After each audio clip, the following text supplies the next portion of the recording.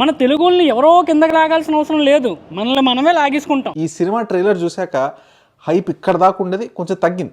ఈయన ప్రిడిక్షన్ ఏంటంటే మన కల్కి సినిమా ఫ్లాప్ అయిపోద్దంట, హాలీవుడ్కి ఉన్న సీన్ మనకి లేదంట.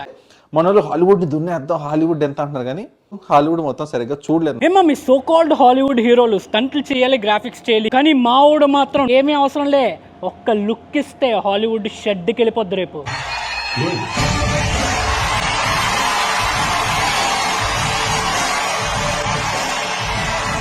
జస్ట్ ఒక తెలుగుడిగా చెప్తున్నాను, హాలీవుడ్ హీరోల కన్నా మన హీరోలు గొప్ప.